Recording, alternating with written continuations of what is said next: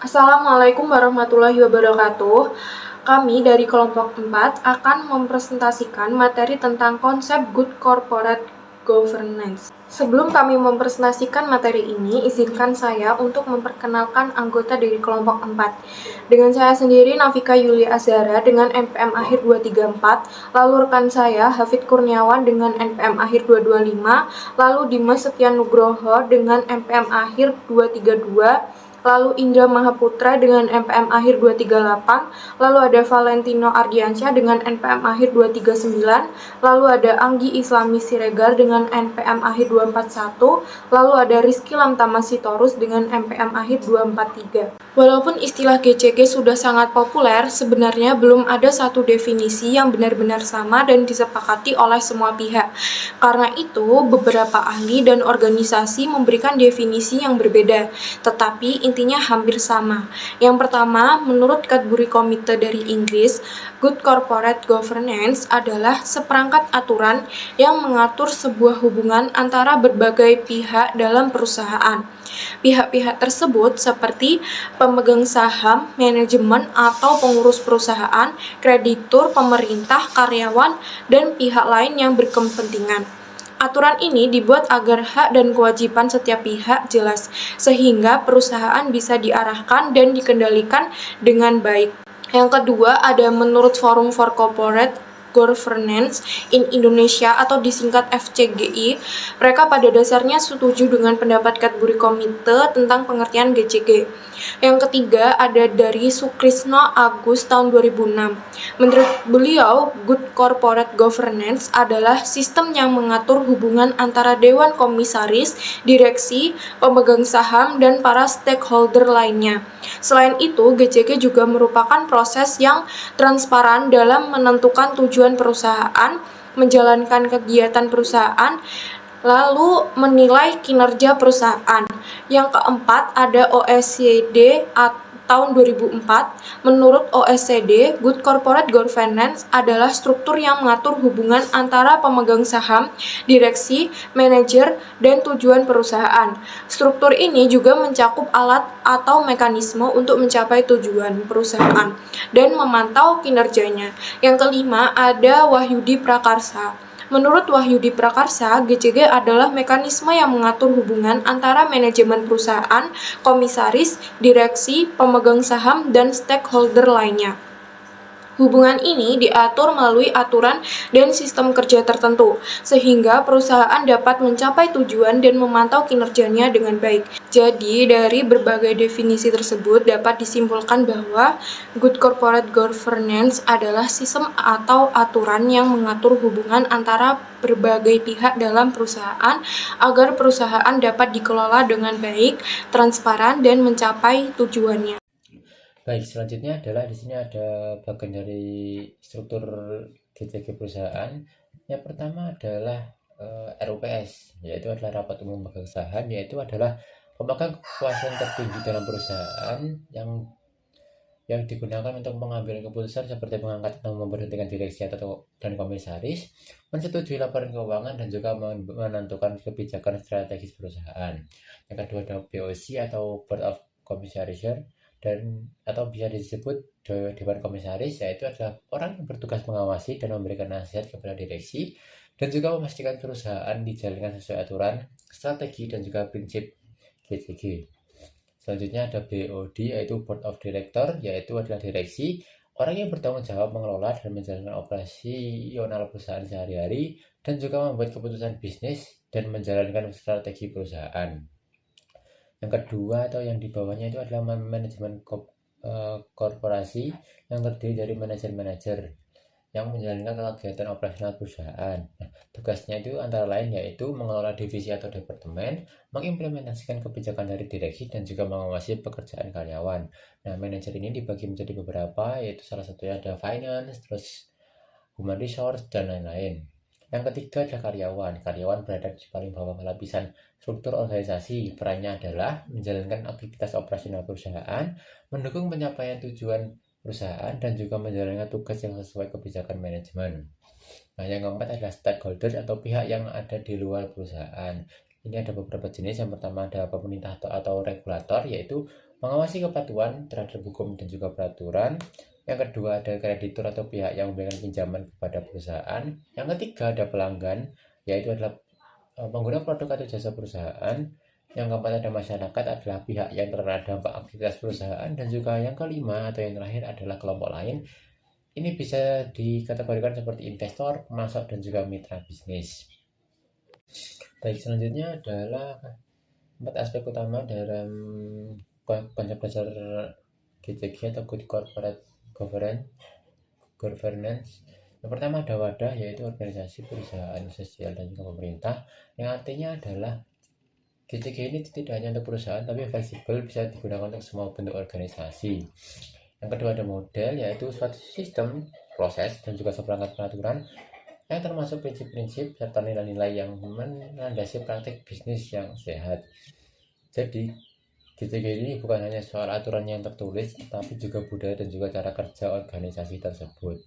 Yang ketiga ada tujuannya ada 4. Yang pertama adalah meningkatkan kinerja organisasi, menciptakan nilai tambah bagi semua pemangku kepentingan atau stakeholder. Yang ketiga ada mencegah dan mengurangi manipulasi serta kesalahan yang signifikan dalam pengelolaan organisasi. Dan yang keempat atau yang terakhir adalah meningkatkan upaya agar para pemangku kepentingan atau stakeholder tidak dirugikan. Jadi intinya adalah GCG ini membuat organisasi lebih sehat, aman, dan juga dipercaya. Yang keempat atau yang terakhir adalah mekanisme, yaitu adalah mengatur dan mempertegas kembali hubungan, peran, wewenang, dan juga tanggung jawab. Nah, dalam arti sempitnya yaitu antar pemilik dan juga pemegang saham, dewan komisaris, dan juga dewan direksi. Dan dalam arti luasnya adalah antar seluruh pemangku kepentingan atau stakeholder.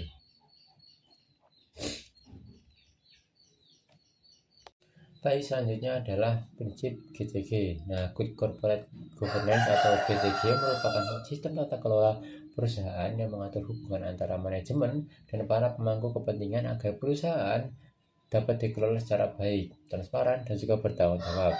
Nah, menurut National Committee and Governance atau NCG, terdapat 5 prinsip utama GCG. Yang pertama adalah transparansi, yaitu perusahaan harus terbuka dalam proses pengambilan keputusan dan juga penyampaian informasi yang lengkap, benar, dan juga tepat waktu kepada para pemangku kepentingan atau stakeholder. Yang kedua ada akuntabilitas atau accountability, yaitu perusahaan harus memiliki kejelasan fungsi, pelaksanaan, serta pertanggungjawaban dari setiap bagian agar pengelolaan perusahaan berjalan efektif. Prinsip GCG yang selanjutnya yaitu responsibilitas. Perusahaan wajib menjalankan kegiatan usaha sesuai dengan peraturan yang berlaku, serta memiliki tanggung jawab terhadap masyarakat dan lingkungan. Selanjutnya ada prinsip independensi. Perusahaan harus dikelola secara profesional, bebas dari konflik kepentingan, serta tidak dipengaruhi oleh pihak lain. Dan prinsip yang terakhir yaitu kewajaran atau fairness. Perusahaan harus memperlakukan semua pemangku kepentingan secara adil dan setara. Selanjutnya ada manfaat dari GCG. Krisis ekonomi seringkali disebabkan oleh buruknya tata kelola perusahaan. Beberapa perusahaan melakukan praktek kecurangan, seperti manipulasi informasi yang dapat merugikan investor. Hal ini menyebabkan turunnya kepercayaan investor terhadap pasar modal. Oleh karena itu, penerapan Good Corporate Governance atau GCG menjadi penting untuk menciptakan sistem pengelolaan perusahaan yang transparan, akuntabel, dan bertanggung jawab sehingga kepercayaan investor dapat meningkat kembali. Selanjutnya, menurut Jagger dan kawan-kawan pada 2003, mengatakan bahwa paling tidak ada 5 alasan mengapa penerapan GCG itu bermanfaat. Yang pertama, berdasarkan survei yang telah dilakukan oleh McKinsey & Company, menunjukkan bahwa para investor institusional lebih menaruh kepercayaan terhadap perusahaan-perusahaan di Asia yang telah menerapkan GCG. Yang kedua, berdasarkan berbagai analisis, ternyata ada indikasi keterkaitan antara terjadinya krisis finansial dan krisis berkepanjangan di Asia dengan lemahnya tata kelola perusahaan. Yang ketiga, internasionalisasi pasar, termasuk liberasi pasar finansial dan pasar modal, menuntut perusahaan untuk menerapkan GCG. Yang keempat, kalaupun GCG bukan obat mujarab untuk keluar dari krisis, sistem ini dapat menjadi dasar bagi berkembangnya sistem nilai baru yang lebih sesuai dengan landscape bisnis yang kini telah banyak berubah. Dan yang terakhir, secara teoretis, praktik GCG dapat meningkatkan nilai perusahaan. Misalnya, menurut Indra Surya dan Ivan Yustivandana pada 2007, mengatakan bahwa tujuan dan manfaat dari penerapan GCG yaitu yang pertama, memudahkan akses terhadap investasi domestik maupun asing. Yang kedua, mendapatkan biaya modal atau cost of capital yang lebih murah. Yang ketiga, memberikan keputusan yang lebih baik dalam meningkatkan kinerja ekonomi perusahaan. Yang keempat, meningkatkan keyakinan dan kepercayaan dari para pemangku kepentingan terhadap perusahaan. Yang terakhir, melindungi direksi dan komisaris dari tuntutan hukum. Yang selanjutnya, Good Corporate Governance atau GCG. Good Corporate Governance adalah suatu sistem dan struktur yang mengatur hubungan antara pemegang saham, direksi, manajer, dan pihak yang berkepentingan lainnya dalam perusahaan untuk mencapai tujuan organisasi serta mengawasi kinerja perusahaan. Konsepnya itu yang pertama, sistem dan proses yang mengatur pengelolaan perusahaan. Dua, seperangkat aturan dan nilai yang mendukung praktik bisnis yang sehat. Tiga, hubungan yang jelas antara pemegang saham, manajemen, dan stakeholders. Tujuannya itu yang pertama, meningkatkan kinerja perusahaan. Dua, menciptakan nilai tambah bagi stakeholders. Tiga, mencegah manipulasi dan kesalahan dalam pengelolaan perusahaan. Yang keempat, melindungi kepentingan pemegang saham dan pihak yang terkait. Oke, yang selanjutnya prinsip Good Corporate Governance. Prinsip pertama, transparansi. Perusahaan harus memberikan informasi yang jelas, akurat, dan terbuka kepada pemegang saham dan stakeholders. Prinsip yang kedua, akuntabilitas atau accountability. Pengelolaan perusahaan harus dapat dipertanggungjawabkan secara jelas kepada pemegang saham. Prinsip yang ketiga, responsibilitas atau responsibility. Perusahaan wajib mematuhi peraturan perundang-undangan dan menjalankan tanggung jawab sosial. Prinsip yang keempat, independensi. Pengelolaan perusahaan harus bebas dari benturan kepentingan dan tekanan pihak manapun. Prinsip yang kelima adalah kewajaran atau fairness. Perusahaan harus memperlakukan semua pemegang saham dan stakeholders secara adil. Yang selanjutnya, organ khusus dalam penerapan GCG. Organ tambahan dalam Good Corporate Governance dibagi menjadi 4. Yang pertama, komisaris independen. Kedua, direktur independen. Ketiga, komite audit. Keempat, sekretaris perusahaan. Komisaris dan direktur independen adalah pihak yang netral, objektif, dan bebas dari konflik kepentingan.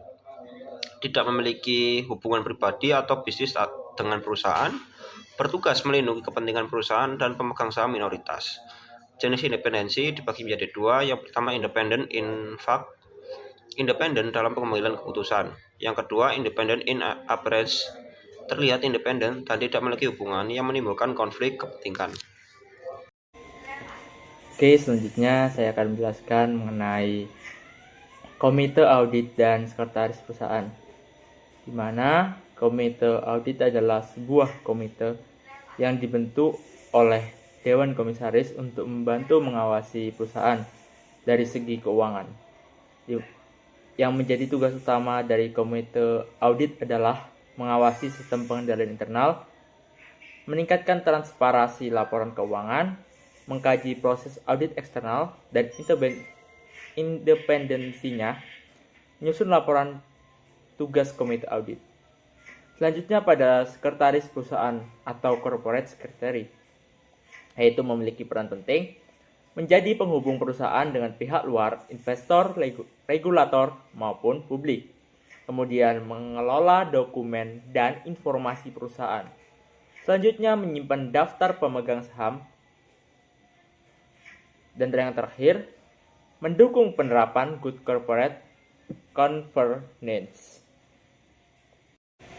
Selanjutnya kita akan membahas mengenai urgensi dan tujuan GCG di BUMN.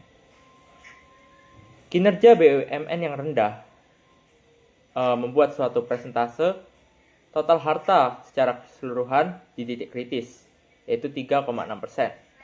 Dan terdapat akar permasalahannya, yaitu kinerja rendah ini berkorelasi langsung dengan lemahnya tata kelola.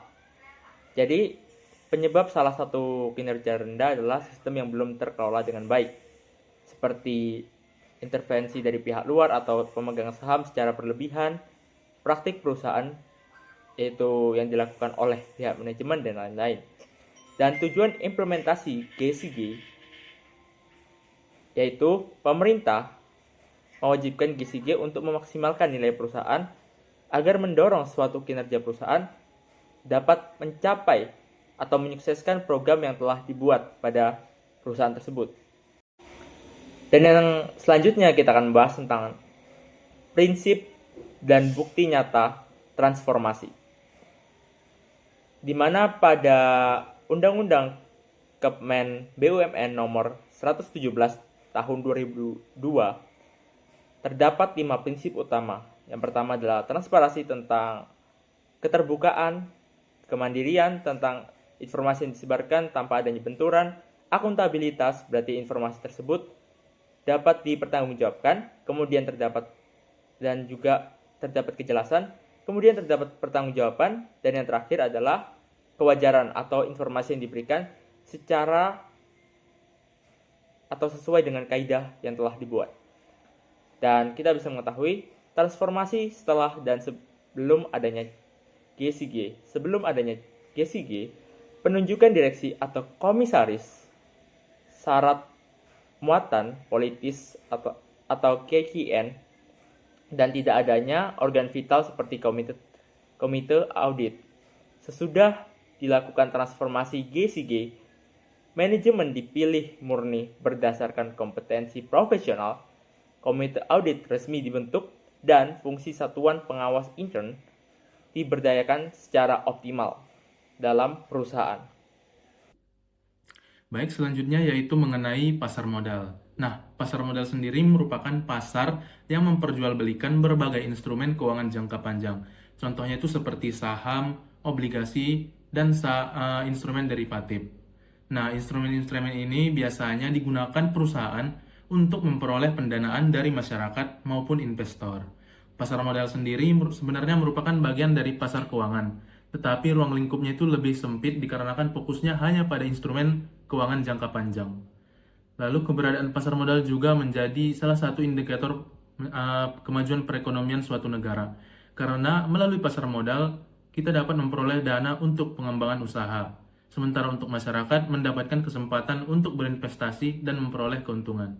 Jadi dengan begitu pasar modal memiliki kepentingan atau peran penting dalam mendorong pertumbuhan ekonomi dan meningkatkan aktivitas investasi di masyarakat. Nah, selanjutnya yaitu lembaga-lembaga dan unsur-unsur penunjang pasar modal. Nah, yang pertama ada Badan Pengawas Pasar Modal dan Lembaga Keuangan atau BAPEPAM LK, yaitu lembaga yang bertugas mengawasi dan mengatur kegiatan di pasar modal agar berjalan secara tertib dan transparan. Lalu yang kedua ada Bursa Efek Indonesia atau BEI, yaitu tempat berlangsungnya kegiatan perdagangan sekuritas seperti saham maupun obligasi. Lalu selanjutnya yang ketiga ada lembaga clearing, yaitu berfungsi untuk mengatur dan menyelesaikan transaksi perdagangan sekuritas agar proses transaksinya antara penjual dan pembeli itu dapat berjalan dengan aman. Lalu kemudian ada emiten, yaitu perusahaan yang menerbitkan dan menjual sekuritas kepada investor untuk memperoleh dana dari pasar modal. Lalu yang terakhir yaitu underwriter, yang merupakan perusahaan yang bertindak sebagai penjamin emisi, yang membantu memastikan bahwa sekuritas yang diterbitkan perusahaan dapat terjual di pasar. Nah, selain lembaga-lembaga tadi, juga terdapat beberapa unsur lain yang dapat menunjang pasar modal, yaitu ada investor, akuntan publik, notaris, konsultan hukum, dan konsultan keuangan. Nah, di sini saya membahas pertama yaitu investor, yaitu pihak yang membeli atau menjual sekuritas di pasar modal dengan tujuan memperoleh keuntungan dari investasinya. Kemudian ada akuntan publik yang berperan melakukan audit terhadap laporan keuangan perusahaan emiten sebelum sekuritas diterbitkan. Yang dimana ini penting agar informasi keuangan yang disampaikan kepada investor bersifat transparan. Selanjutnya yaitu notaris yang memberikan keabsahan hukum terhadap berbagai dokumen dan kegiatan perusahaan yang berkaitan dengan penerbitan sekuritas. Lalu ada juga konsultan hukum yang bertugas memastikan bahwa perusahaan yang akan menerbitkan sekuritas tidak memiliki permasalahan hukum atau sengketa. Lalu yang terakhir yaitu konsultan keuangan yang memberikan nasihat kepada perusahaan mengenai struktur keuangan dan proses penerbitan sekuritas agar sesuai dengan kondisi keuangan perusahaan. Selanjutnya kita masuk ke GCG perbankan di Indonesia. GCG atau Good Corporate Governance memiliki dua definisi. Definisi ini tergantung bagaimana GCG ini dilihat. Jika GCG dilihat sebagai sistem pengaturan, yang berarti seperangkat peraturan yang mengatur hubungan antara pemegang saham, pengurus yaitu direksi dan komisaris, kreditur, pemerintah, karyawan, dan pemangku kepentingan lainnya. Sedangkan definisi GCG dalam mekanisme pengendalian yaitu suatu sistem yang mengarahkan dan mengendalikan bank agar mencapai tujuan secara transparan dan akuntabel. Selanjutnya ada struktur organ dan tata kelola GCG di Indonesia. Di Indonesia sendiri, GCG menganut sistem two-board system berdasarkan UU nomor 40 tahun 2007 yang dimana isinya itu yang pertama ada RUPS atau Rapat Umum Pemegang Saham, yang mana itu artinya organ tertinggi yang memegang wewenang yang tidak diberikan kepada direksi atau komisaris. Yang kedua ada Dewan Komisaris, yaitu bertugas mengawasi kebijakan pengurusan secara umum dan memberikan nasihat kepada direksi. Dan yang ketiga ada direksi. Direksi ini berwenang dan bertanggung jawab penuh atas pengurusan bank dan untuk kepentingan perusahaan serta mewakili bank di dalam maupun luar pengadilan. Selain struktur organ dan tata kelola tadi, GCG juga memerlukan organ khusus untuk memperkuatnya. Yang pertama ada komisaris independen yang bertugas mewakili kepentingan pemegang saham minoritas dan bertindak objektif demi kepentingan perusahaan. Yang kedua ada komite audit yang bertugas mendukung tugas pengawasan dewan komisaris. Dan yang ketiga ada sekretaris perusahaan atau corporate secretary yang memastikan komunikasi dan kepatuhan administrasi perusahaan. Sekian presentasi dari kelompok kami. Mohon maaf bila ada salah kata. Kami akhiri. Wassalamualaikum warahmatullahi wabarakatuh.